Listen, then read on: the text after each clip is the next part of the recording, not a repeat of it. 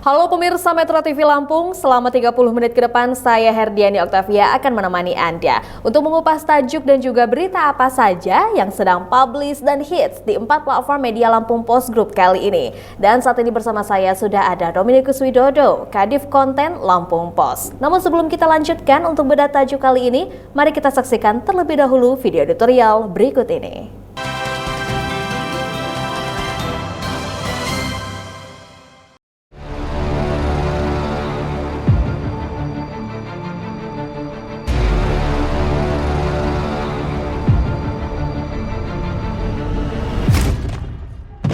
Cegah anak putus sekolah.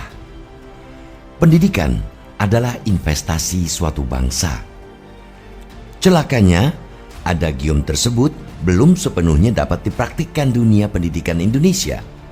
Hingga kini, masih banyak anak putus sekolah dan orang yang tidak berminat melanjutkan ke jenjang pendidikan hingga ke perguruan tinggi. Data Ditjen Dukcapil 2022 mencatat 6,41% orang Indonesia mengenyam pendidikan tinggi.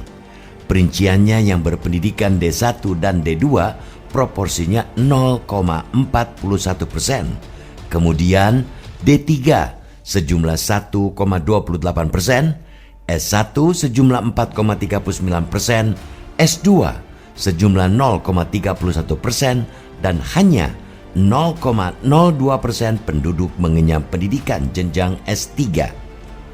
Ikhwal wajib belajar 12 tahun juga masih jauh dari harapan. Hingga kini, pemerintah belum mampu memberikan sanksi kepada kepala keluarga atau masyarakat yang belum menyekolahkan hingga 12 tahun atau setara SLTA. Akibatnya, tidak satu pun jenjang pendidikan mendekati capaian 100%. Data Dukcapil sampai Juni 2022 penduduk Indonesia berpendidikan SLTA 20,89%. Kemudian yang berpendidikan SLTP 14,54%. Sementara itu 23,4% penduduk Indonesia merupakan tamatan SD. Sedangkan 11,14% belum tamat SD. Dan penduduk yang tidak sekolah atau belum sekolah 23,61%.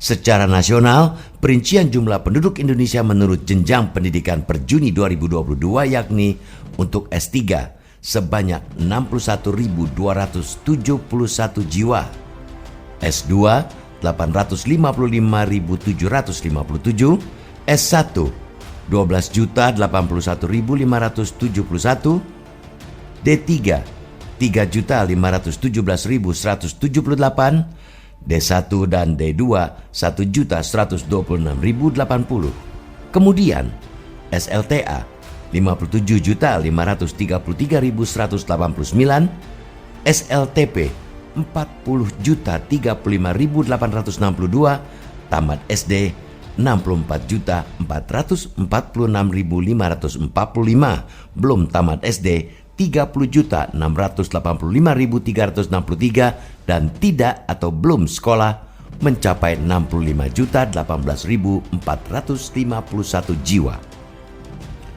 Salah satu faktor yang menjadikan isu putus sekolah dianggap wajar adalah faktor minimnya tingkat kesadaran masyarakat. Adanya anggapan tidak perlu bersekolah tinggi-tinggi yang turun-temurun juga menjadi tantangan tersendiri.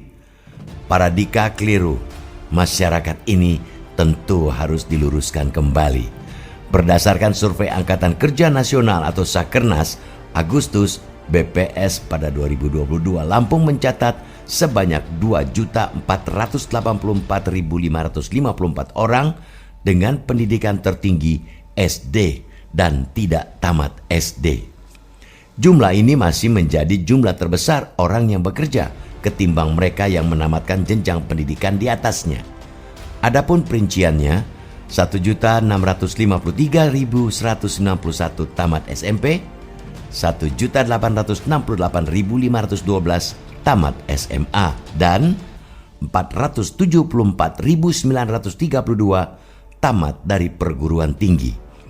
Pemerintah Provinsi Lampung terus berupaya meningkatkan Indeks Pembangunan Manusia atau IPM melalui penguatan koordinasi dan kolaborasi bersama pemerintah daerah di kabupaten kota.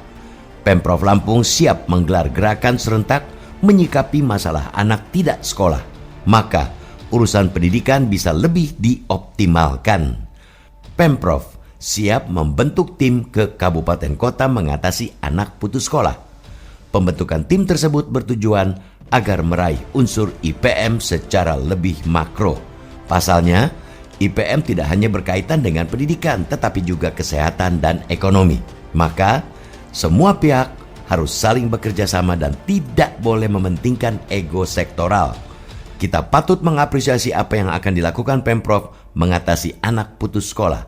Di tengah tantangan pandemi COVID-19 dan situasi ekonomi sulit, tidak ada lagi alasan untuk tidak membangun masa depan bangsa, khususnya sumber daya manusia atau SDM di Lampung. Sektor pendidikan mestinya menjadi sektor utama dari tiap kepala daerah di Lampung. Pendidikan mestinya menjadi nomor 1, bukan nomor 2. Putus sekolah tentu tak cukup hanya didekati dari sudut pandang ekonomi atau politik.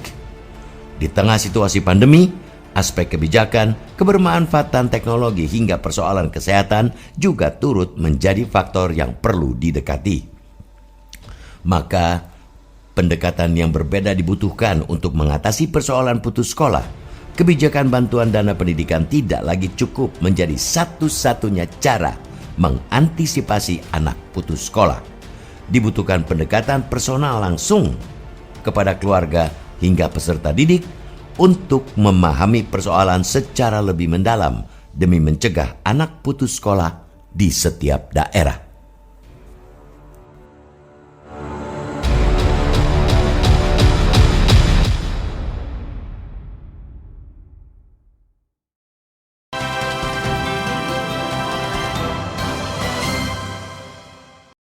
Oke Mas Wid, apa yang menjadi sorotan dalam tajuk Lampung Pos kali ini? Cegah anak putus sekolah.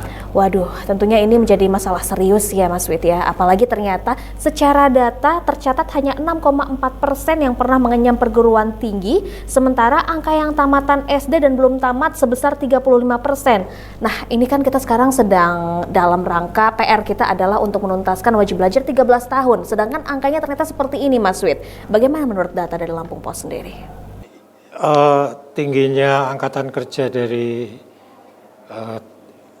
kalangan SD ini juga menjadi masalah ya, terutama karena banyak anak yang putus sekolah. Di SMA aja untuk 2021 ini di Lampung ada 4.000 anak yang putus sekolah ya. Jadi tertinggi itu di Mesuji itu 35%, kemudian pesisir barat 32%, kemudian Tanggamus 31% dan Waikanan 34%. Kemudian secara total kalau berdasarkan usia, angka tidak sekolah atau ATS di Lampung ini data Bapeda ya, angka tidak sekolah di Lampung ini dari umur 7 sampai 12 tahun itu ada 3.600 anak. Kemudian dari 13 sampai 15 tahun itu ada 12.000 anak. Kemudian dari 16 sampai 18 tahun itu ada 1.500 anak yang putus sekolah. Oke, ini di Provinsi Lampung Mas Wid ya? Total di Provinsi Lampung. Wah, angkanya besar sekali dan kita lihat di usia-usia ini seharusnya anak-anak dengan usia tersebut harusnya mengenyam pendidikan karena bagaimanapun hak anak-anak salah satunya adalah mendapatkan pendidikan ya Mas Wid ya.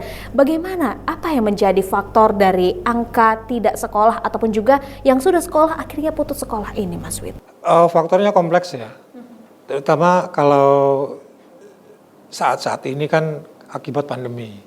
Akibat pandemi itu mungkin anak-anak itu trauma sekolah karena harus belajar daring, mereka merasa kesulitan, kemudian sementara orang tua juga dilanda kesulitan ekonomi toh. Ya, karena pandemi ya Mas Wid ya.